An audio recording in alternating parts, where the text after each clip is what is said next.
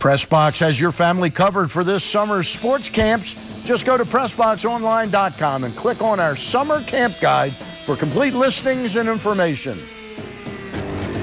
The Orioles Hangout community has known our next guest for a number of years as the key content provider. He now joins PressBoxOnline.com as our key content provider for all things Orioles. His name is Paul Folkemer, and I've known Paul for several years, although he never said a word to me in the press box for about 5 years. But he's been doing a great job over on OriolesHangout.com, and he now joins us. Paul, Orioles got criticized a little bit, or Dan Duquette specifically, like, oh, there's this missed opportunity. They didn't do anything major this offseason. Your thoughts on that criticism of Dan Duquette?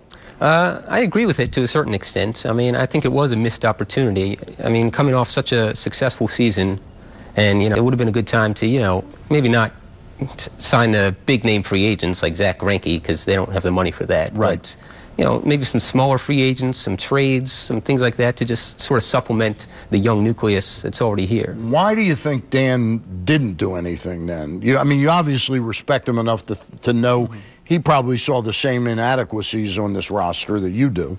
Yeah, I think he's sort of doubling down on last year. I mean, he saw how successful the team was last year with the roster that's already in place, and he said, well, let's just do it again, I mean, and I think he likes to target, minor league free agents and undervalued players to add depth to the team, but he doesn't seem to be making a big splash.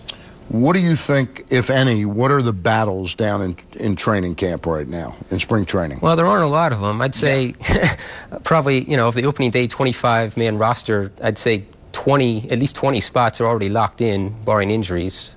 I think the spots that are up for grabs are the fifth starter, of course, and maybe a bench spot, maybe a bullpen spot, and, of course, second base is a big question. And DH a little bit. And DH, yeah. They could use a right-handed hitting DH who can bat against left-handed pitchers. How do you think Buck Showalter lets this play out in left field? Do you see Reimold and McLouth being Renicky and Lowenstein again, or do you think McLouth may have a leg up to be the real starter there? I think McLouth will be the starter, at least at the beginning of the season.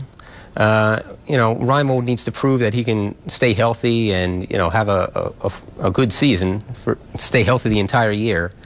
And so I think he's going to let Reimold try to sort of win his way back into the lineup. All right. What about second base? Do you give Roberts a real chance to win a spot at the outset and then just keep your fingers crossed that he can do more than give you 30 or 40 games and then crash? Yeah, pretty much. I mean, if Roberts makes it through camp healthy, then the job will be his, even if he doesn't look great. But, he won't. I think he'll be given a couple months just as the starter, and then if he's not performing by then, you'll see Alexi Casilla or Ryan Flaherty. Let's say Roberts starts off the season like a house of fire, or at least he's an adequate major league player who's healthy. Casilla's the backup. Does that put Ryan Flaherty down at Norfolk? Because this year, they can send him down. Last year, he was a Rule 5 guy. Yeah, I think it does. I think they want Flaherty playing every day if he's going to be playing. They don't want him, wasting on the bench in the majors.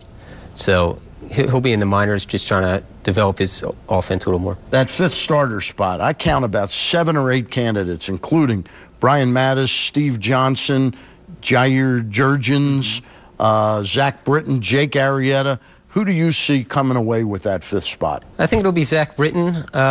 He was a great prospect for the Orioles just a couple years ago, and then last year was pretty much a lost season.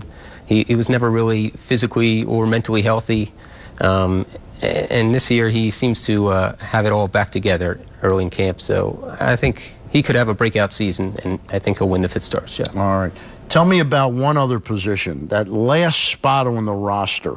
Is a Trayvon Robinson or Travis Ishikawa, the first baseman? Who do you see being that last guy that kind of polishes off what Buck wants to do with this roster? I think the last guy will probably be a right-handed hitter, someone who can platoon at DH with Wilson. You think Russ Kanzler or Steve Pearce or Danny Valencia, one of those, I think, would be the front runners. And Wilfredo Benitez, or what's his name, the third baseman.